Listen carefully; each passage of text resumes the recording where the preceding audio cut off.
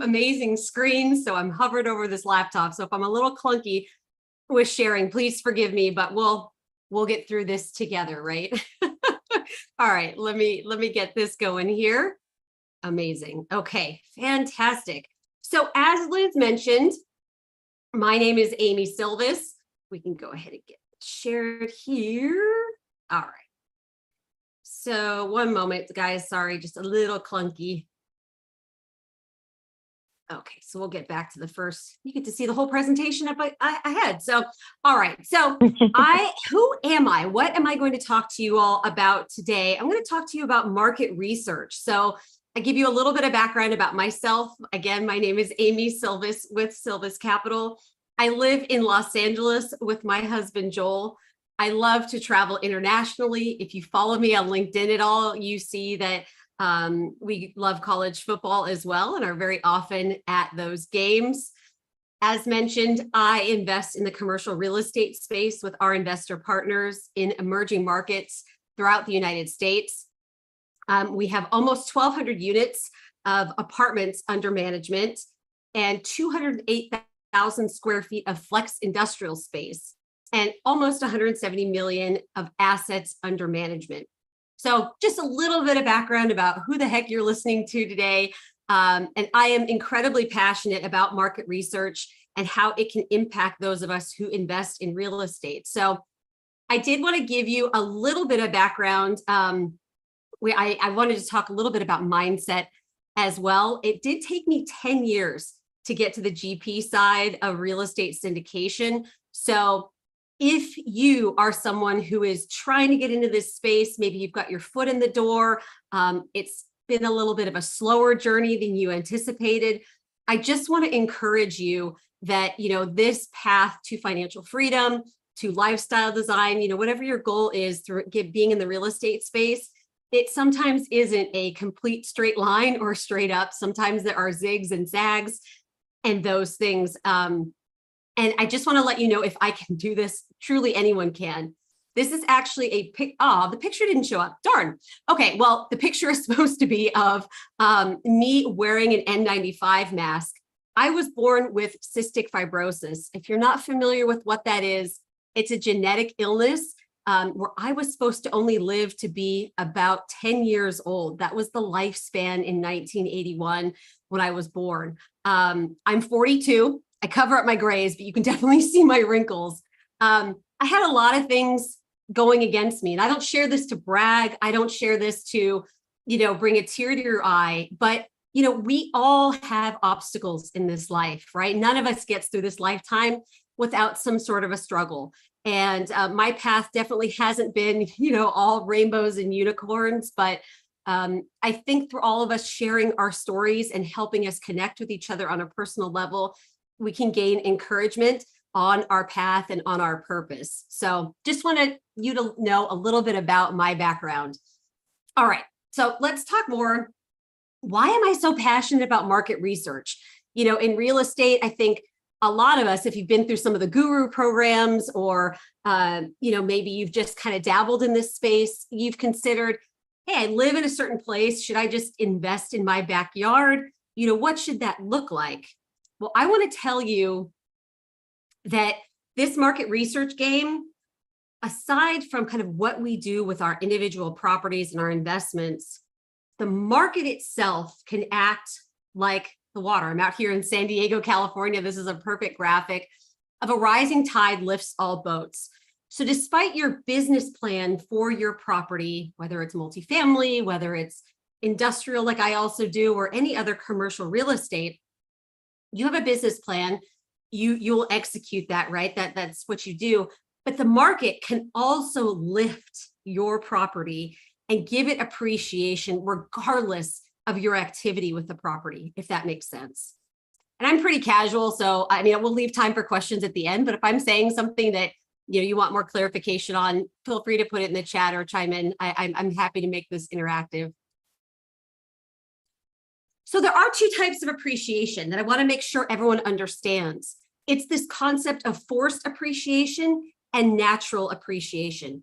Forced appreciation, as I alluded to, let's say you're in the multifamily value add space. So you are buying a property that's older, you're going to renovate it, bring it maybe up to current standards of a class B, B plus, maybe A minus in a market, raise those rents. And of course, that's going to force the net operating income of your property and force appreciation for the property. Natural appreciation, and we'll talk a little bit more about what impacts natural appreciation, is going to rocket launch regardless of what you do with your property, generally will increase the value because of these certain market forces and circumstances. So there can be this gorgeous compounding effect that you can have that'll supercharge your returns if you understand both of these types of appreciation. And I do have to say, this varies a little bit by market cycle, but very often natural appreciation can have just as much of an impact on your property's valuation as forced appreciation. So let's choose the right markets and figure out how to do that. Does it make sense? All right, so our focus today is going to be on this concept of natural appreciation and how we can make sure we take advantage of that as we're buying investment real estate. And why is this? I mean, I don't mean to beat a dead horse, but yeah, I have seen firsthand, and you may have as well, choosing this right market can really impact your returns. And I love this concept. I took this from Dave Lindahl, and you may have heard it, but this concept of live where you want, invest where it makes sense. I'm in Los Angeles. You couldn't pay me to invest here. Some people do, that's great.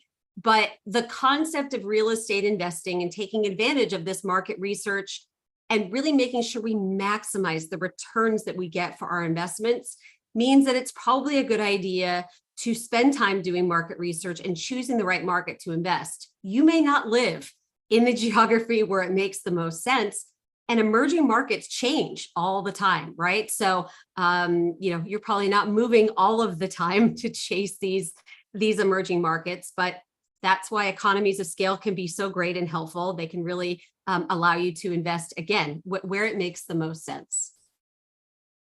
So what does drive this natural appreciation? What should we be focusing on as we're choosing our market? So population growth, job growth, income growth, and state and local laws are just a handful. If you think about what drives demand, again, we'll use multifamily as an example. It's a supply and demand equation, right?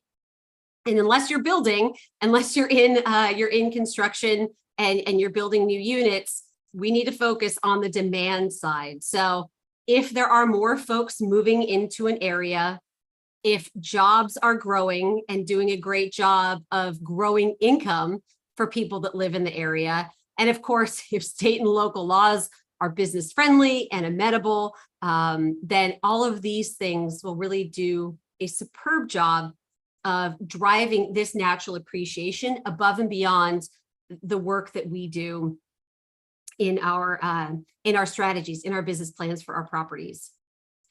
Some other things to take a look at too are, of course, the quality of elementary schools. We've seen this correlate very, very closely to submarket natural appreciation. And then, of course, crime or lack thereof. These two typically go hand in hand, but it's important, as I'll show you later, as we go through kind of tactical steps of how to do this research, those can be both pretty important to focus on.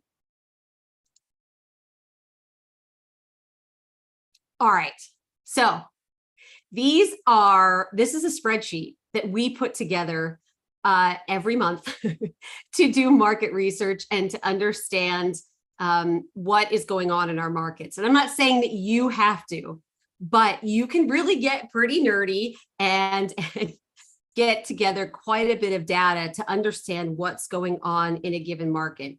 And I share this not to overwhelm you or to, brag about what we do, but I do want to emphasize the fact, and this is a spreadsheet that we had updated probably about 2 years ago. So it's not what we're currently using, but one single data point, if you focus just on population growth, you focus just on job growth or just state and local laws, they tell a story, but it's an incomplete story.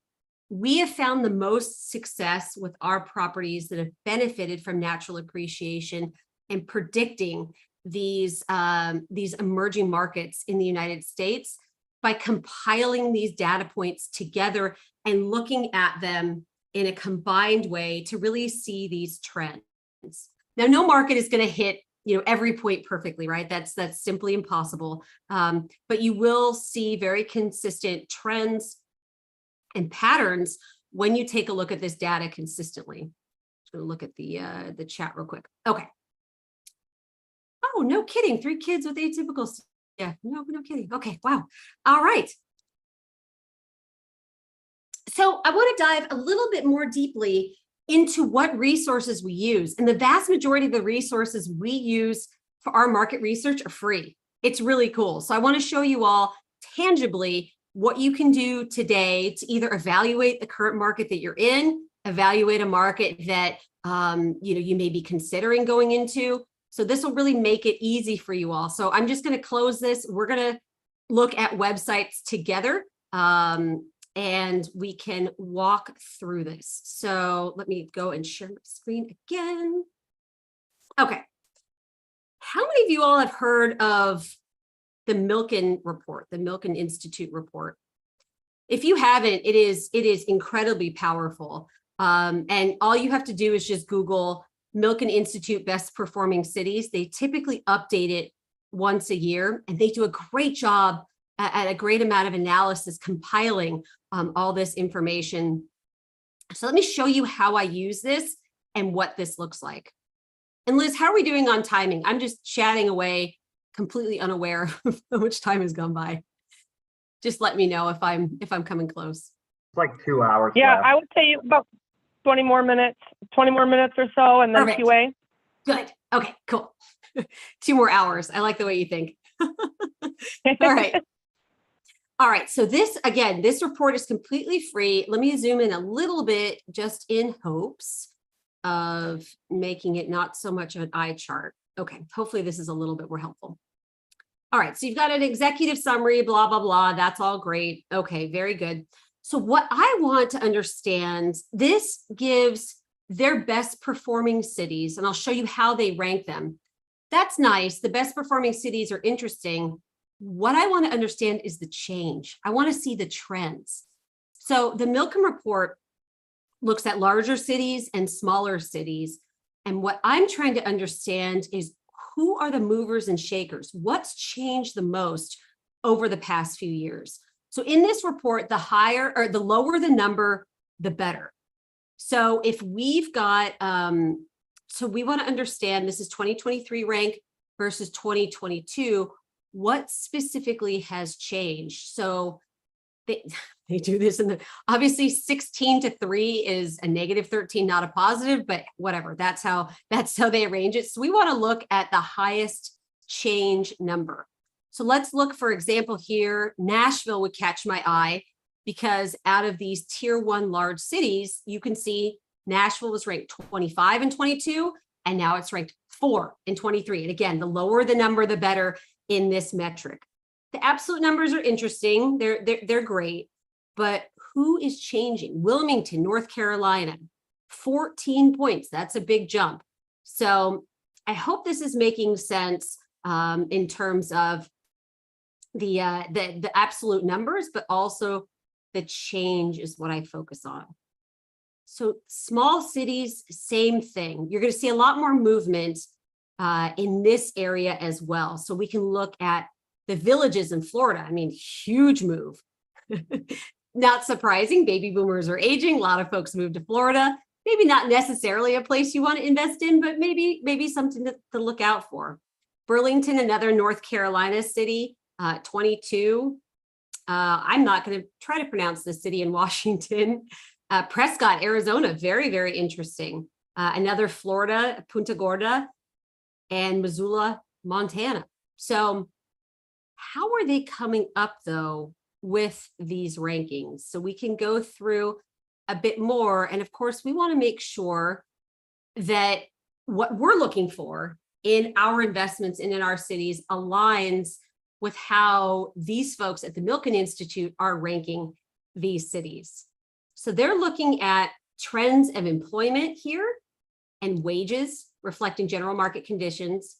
They look at high tech. So for them, things like growth of high tech industries and rate of success at attracting investment from this type of sector, that is important. That aligns with what I'm looking for as well. I think a robust tech sector generally is a good indicator of an excellent market to invest in as well. And then, so housing and digital services, another data point. They think that that is necessary to thrive, to have a thriving city. So for me, this criteria is spot on in what I'm looking for in market research. So I'm very trusting and likely to use the Milken report when it comes out annually and plug it into my spreadsheet, not just in absolute rankings, but changes over time. And again, this is just a more in-depth view of the data points that they have for how they assess the best performing city components. What I also want to show you all is as we scroll down, and I mean, there's so much data here, you could spend a lot of time checking it out, but I do want to show you that there are absolute rankings as well that you can really dive into.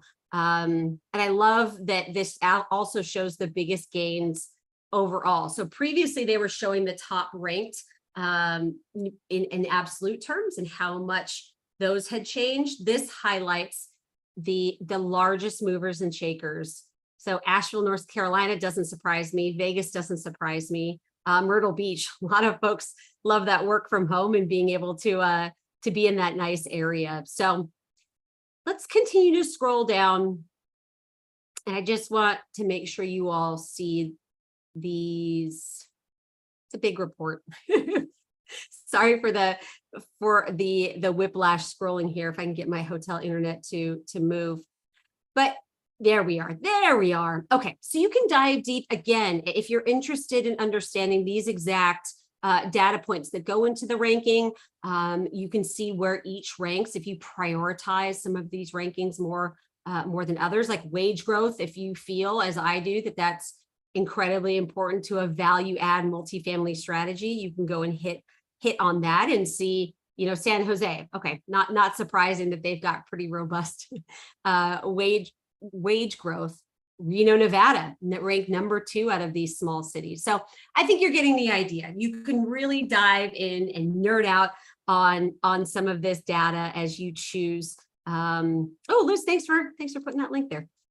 As you choose your market research. All right. So let me see if I can move this over. So another resource that I really love is called Data USA, and the extension is .io. So it's kind of a funny little thing here, but let me show you how I use this web page and how I think you could use it and for it to be useful for you too. Let's do something like I've been doing a lot of investment in Dallas, Texas lately. So let's take a look at Dallas. As you see, you can put something, a city name here, and it'll give you the choice if you want to choose a county. I do the metropolitan statistical area. That gives a nice overview of not just the city, but the entire MSA, which I think is more reflective of this kind of overall data gathering that we're aiming for when we do market research. So what I'm aiming for here, again, this website, completely free, a lot of great information. I like to go straight to the economy. And in the economy, we can scroll down to industries. So when we're investing, especially in multifamily real estate, in my perspective, we want a broad economic base of people, of jobs where our renters can get paid. And then of course, you know, they're able to pay our rent. So some cities won't have what Dallas has. You know, Dallas has a lot of different sectors that are stable, that'll, you know, I think are very reliable, even hard economic times, like healthcare, educational services, scientific and technical services, manufacturing. These are robust, stable industries that'll provide steady income for our renters. you may see some other cities that are kind of one or two trick ponies, where they've got one or two major industries, and that's it. You think of maybe military towns. You think of maybe like Midland, Odessa, that are heavily, heavily energy dependent. So again, I would encourage you, and I found good success by choosing and really understanding these markets where there are a lot of different sources of industry and jobs for residents, because that just translates to stability and our bottom line there. All right, let's see. Right, best performing cities PDF. All right. Just want to make sure I'm keeping up with the chat. Okay, so let's do one other city just so you all can compare and contrast. Does anyone want to put in the chat a city where they want to understand or take a look at the industry base? I You do. can choose one other, if you or I don't can do it mind. for y'all. Huh? I can't find my screen. I got so many screens. I was just That's okay. replying back. Sorry. So I'm looking at, I do have multifamilies in Newport News, Virginia, but I'm also looking at Norfolk, Okay. Virginia, and also Cincinnati, Ohio. So pick one. Okay. Which one would you like to look at here? I'm in the process of bidding on both those states. So Okay. I don't. We'll do Cincinnati. I used to live there. Yeah. I'll Okay, choose for that you. worked. Let's do Cincinnati. Yeah, Cincinnati's a cool market. Thank you for the suggestion. I appreciate that. Let's take a look. And again, there are so many different data points. You know, we have limited time here, so I'm not able to show you all exactly how we go through you know, each of these juicy bits of information. But let's go to the economy here. And let's scroll down to industries. All right. So anyone want to chime in? What do you all think of what we're seeing here with good old Cincinnati? How does this make you feel in terms of, is it investment grade? Does it look like a good, does it look like a one-trick pony? Does it look like, sorry? It looks very colorful, you know. Yes. Sure. Yeah. Healthcare is very strong. I think, or not I think, I know healthcare does extremely well, regardless of economic conditions.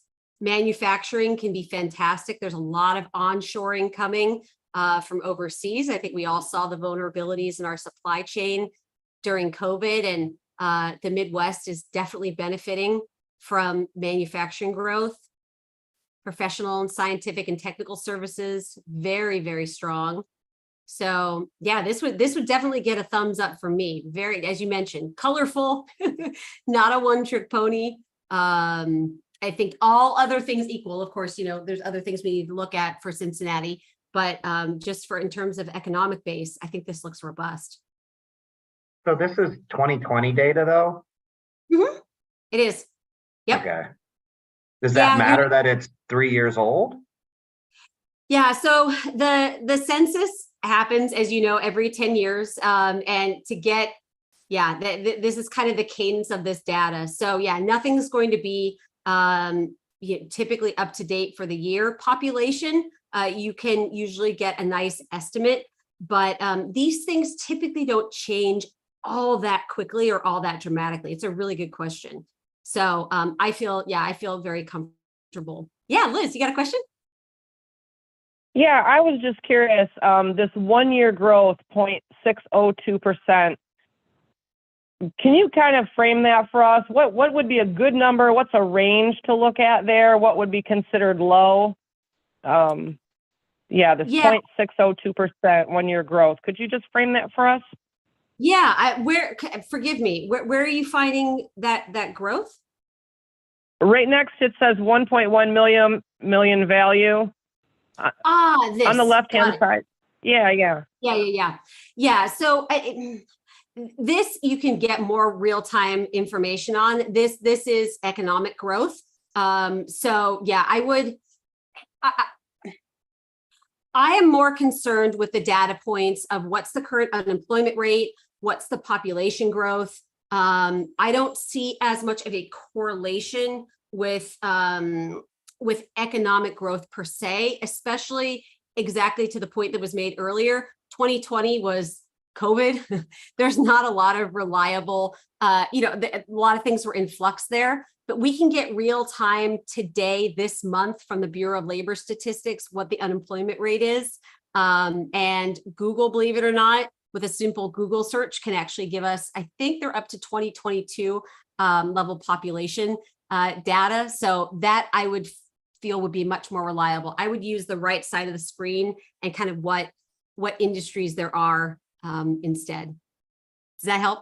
It's a good question. Thank you for chiming in.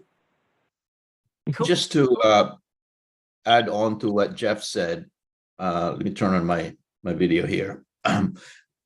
Do you supplement your research with, let's say, for example, with AI, given you're looking at, census data, right? So to bring it more current, do you do more additional research by doing a Google search or some other type of searches, or supplement it with an AI, research to get more accurate data? Is that what you do, or how do you do it? Yeah, so the data points that I mentioned are some of the key data points that I use, readily available. I mean, I don't need an AI I pay a virtual assistant to gather that data and put it through. There are very sophisticated demographic projection models out there. You can pay a good amount of money to have people analyze those statistics and give you that information. Housingalerts.com is one that's incredibly valuable. We decide to pay for it, but it really just kind of confirms what we find with our free resources. So to answer your question, no, I don't use AI for that. The data that we currently are able to access has been incredibly robust and helpful as great predictors for natural appreciation for our projects. Cool. Yeah, thanks for asking. Can you look at Taylor, Texas real quick? Sure, yeah. Let's check it out. What MSA is Taylor in? Do you know? No. Okay, yeah, so this is, why don't you take a look at that? We can look at it in a bit. I'm guessing it's not its own metropolitan statistical area. This data is the most accurate by MSA. So if you, or we can just look it up together. Tyler, No worries. Texas MSA. Am I spelling the city right? No, it's TAYLOR. Got it. Okay, so let's see. Let's see if we can find the MSA there. If anyone else has found it. The Austin suburb. Okay, so it's in Austin. All right, so we can look at Austin. Okay. I think we all know what's going on in Austin, but it's worth, let's see if we can find the MSA here. Austin, Texas. I don't know why the MSA isn't popping up. That's interesting. All right, so we'll do this and see what pops up. We'll go to economy.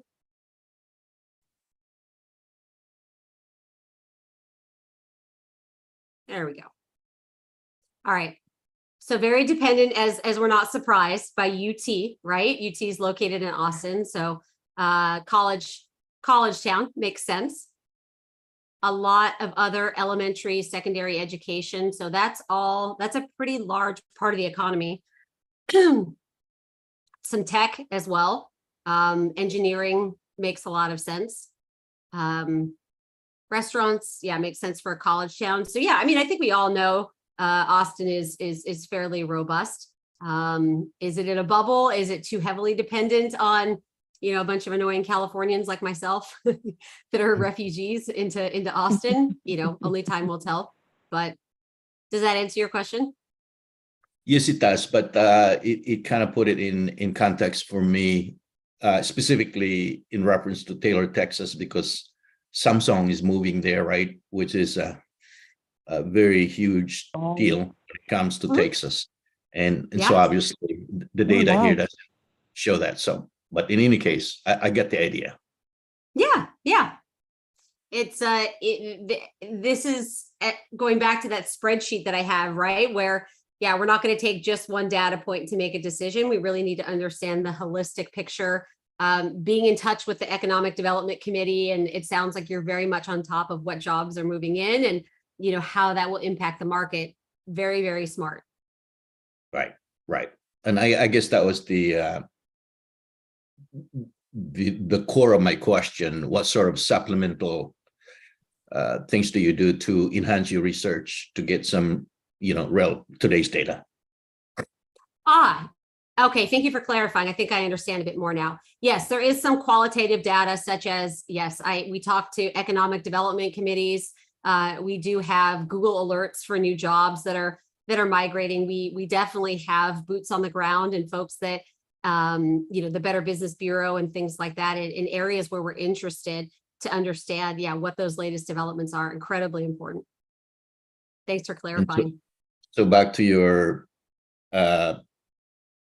sharing with us in terms of your identifying the emerging markets. Obviously, you go extensive research to identify those markets to make your investments. Yes, have to. We're in a market called Evansville, Indiana. A lot of people have not heard of that. It's actually the third largest city in Indiana. It's been incredible. And that was a direct result of, yes, all of that market research. And yeah, we invest in it heavily, but it pays just massive dividends. Again, if not more than just our business plan for our properties. Liz, how are we doing on time?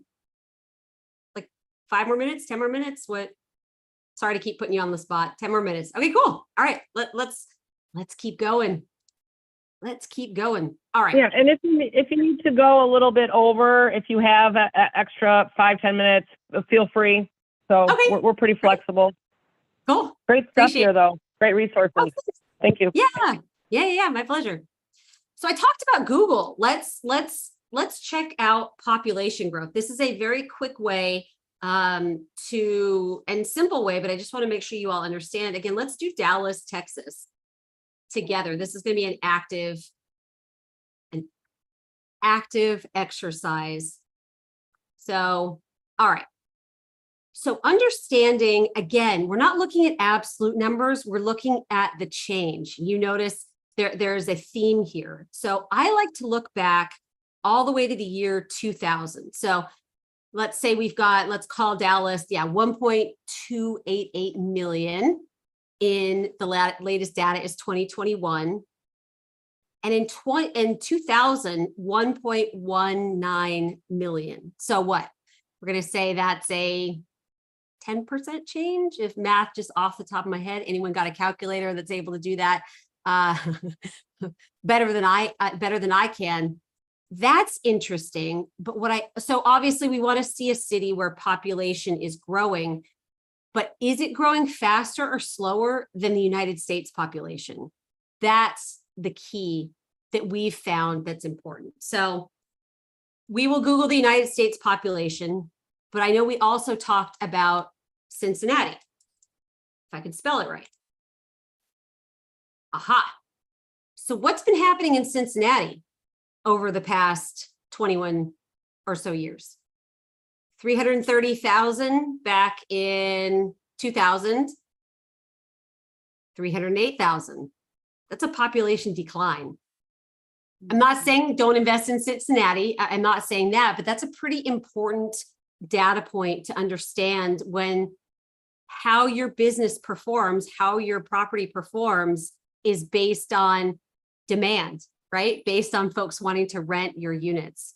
The Midwest can be incredible. It can be a nice steady eddy market, not as many booms and busts. So definitely not trying to deter anyone from investing in Cincinnati, but I do think it's important to make sure that you understand what those demand drivers are for your real estate. So let's look at the United States population, because I do want to compare Dallas to the United States population and what that growth has been there. So I think we're all familiar with, the population has grown from 282, from 282 to 331. Whoever has a calculator can tell us if I'm not going to be able to do this real time. But the goal for me would be in that 21-year period of time, how much has Dallas grown in percentage terms? How much has the United States grown in percentage terms? I want those markets that have grown at a higher rate than the US average. Again, it is not a sole predictor of, hey, this market's a slam dunk. Always invest there. There are many other factors, but you are really going to set yourself up because migration is a trend. It doesn't typically happen in just, in isolation, just 1 or 2 years. Yes, we had the Great Migration during COVID. That's shaken things up a little bit.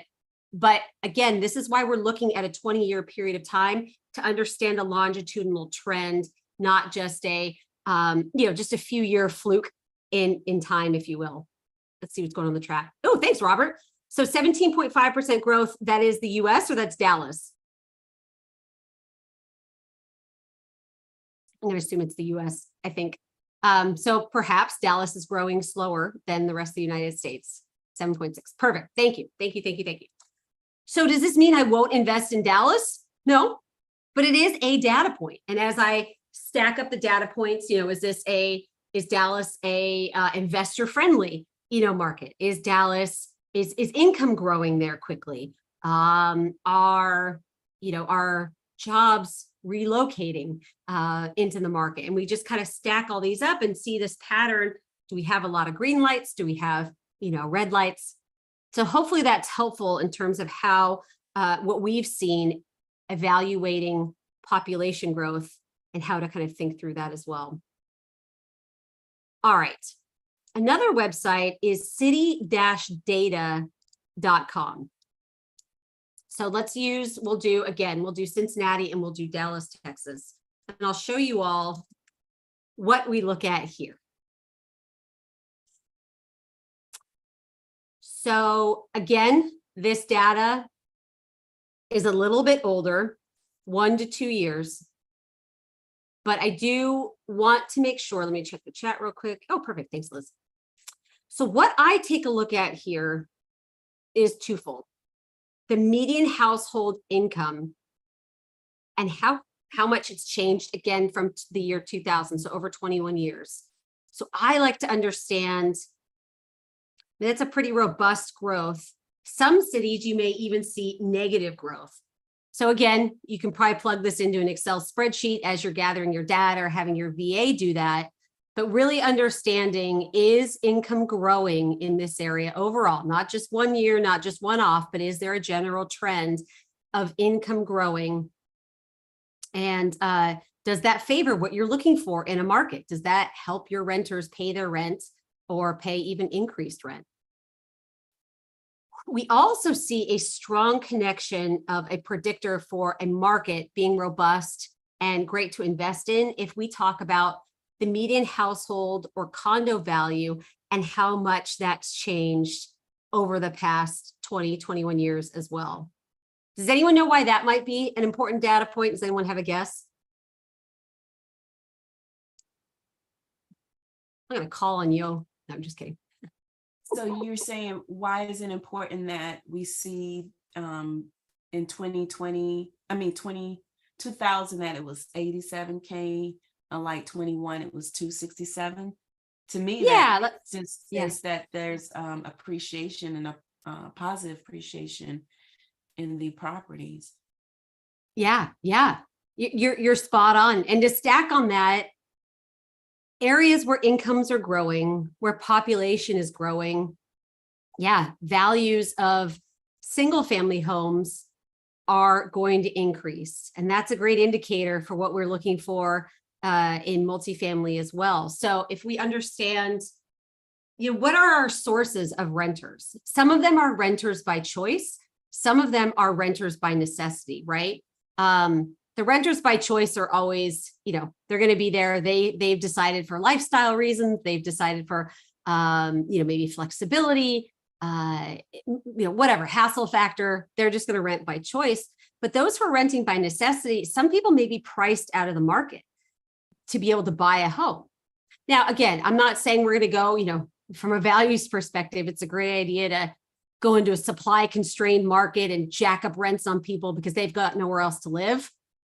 That's not my style. I would recommend against anyone else doing that too.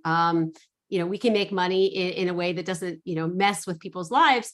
But if we are in a situation where the economy is thriving, everyone's being lifted up by strong job growth and population growth, there may be an opportunity to provide in a sweet spot apartments for folks that have the money to rent and pay for our premium units in a value add scenario where they may not want to buy, may not be able to buy. So it's just another data point to kind of understand and take a look at how much have housing prices appreciated. Again, it seems intuitive that they would since 2000. You'd be surprised.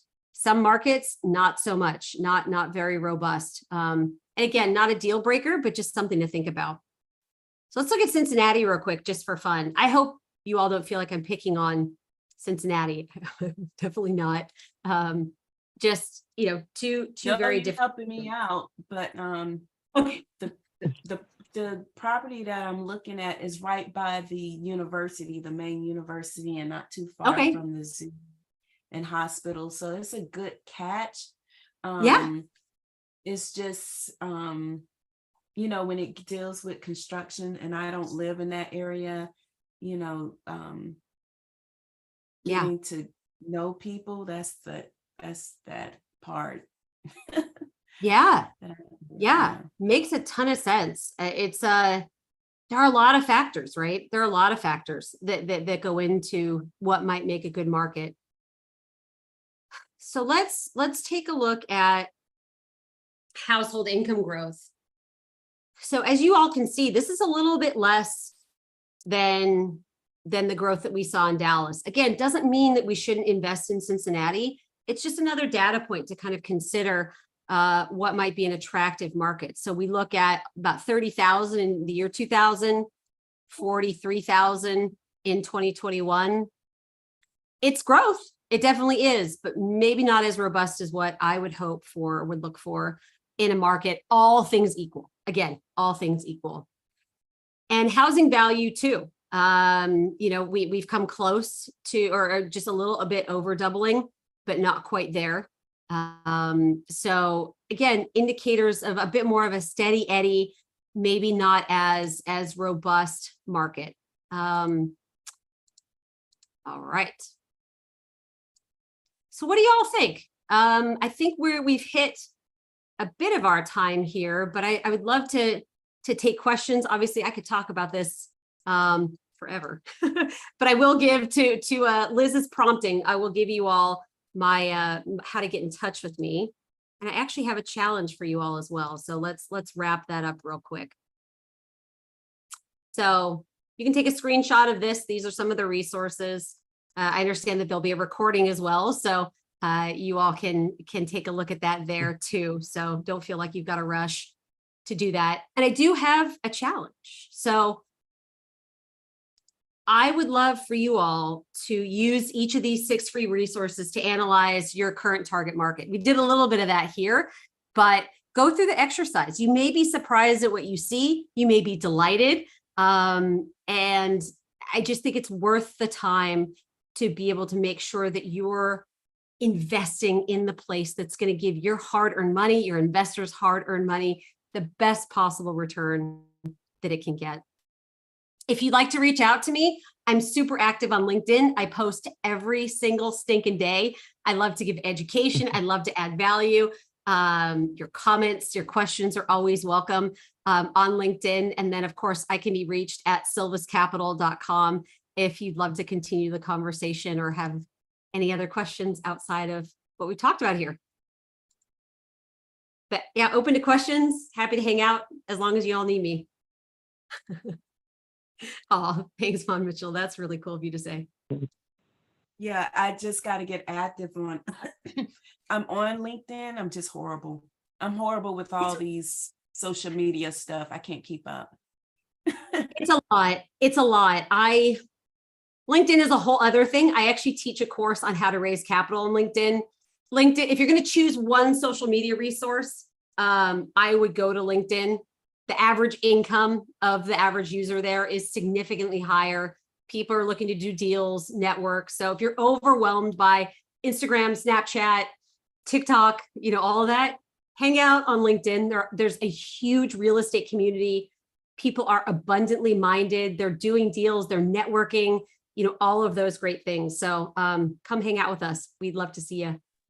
Okay, so I may hit you up on, how to go about that, because Yeah, happy to help. sure that Just let me know. we'll We do. need more women on there too. So yeah, let's do it. Yes. Who runs the world? Girls, don't get me singing. I do not have a good singing voice, but I'm loud. So yeah. Anybody else have any questions or comments for Amy? Brendan just- says, thank you. I've found some new resources. So I think he was Awesome. pleased for that. Love it. Alex? Yeah, and that was it. I basically just want to welcome and thank you, Amy, for coming My in and pleasure. sharing and bringing awareness to the importance of market research, particularly the do-it-yourself kind of stuff, right? Get you proactive in what you do for your business. So thank you for that. My pleasure. This is an incredible community that Scott and Liz and everyone else has put together. I'm just endlessly impressed with everything that goes on here. So I feel really, really honored to be here. This is fantastic. Hey, Amy, did you want to speak at all about your upcoming event with Scott? Because I think we were going to try to just put out a little notice to our list to Yes. see if anyone might want to, sorry for all these alert noises, That's but okay. maybe let them know when that's coming up and a little brief of what that will entail. And just as an FYI, guys, we'll be sending an email out. I know it's in October, but I don't have much details. Yeah. So, our goal, my goal at Silvus Capital is to educate. And to bring together, we're doing a financial freedom summit. And top of the list was to invite Scott. And we're going to have other folks talking about financial resources, that access to money that you may not even know that exists, how to save money on taxes, just a really holistic view, very similar to what Scott does, to make sure you're the most empowered investor that you possibly can be on your journey to financial freedom. So it is the 4th and 5th of October. As we mentioned, we'll send out an invite, but it's going to be one of those things you want to attend live to just soak up all of the great resources, education to launch you into 2024. We're only 4 months away, y'all, from a new year. And if you're not hitting your goals, or if you want to supercharge your financial freedom goals, we're just really eager to help you along your way and pull great people that are high quality like Scott together. So we're all helping each other out. So how long is that event going to be? You may have said it, but I might have missed it with these alerts. No problem. Is it a It's a 3 2-day day? event. Yep. 2-day event, 3 hours each day. So we're having 6 speakers. And so, yeah, it's not going to take up your full day. It will be recorded, but just like you all showed up live here, there's something so valuable to be able to interact. And everyone's going to have kind of a free gift or resource, because we work with abundantly minded people like Scott that give value, that, are really focused on making sure, people get what they need and are well equipped. So all of those kind of goodies are going to be available if you attend live. And that's middle of October, isn't it? Around the 15th? October 4th and 5th.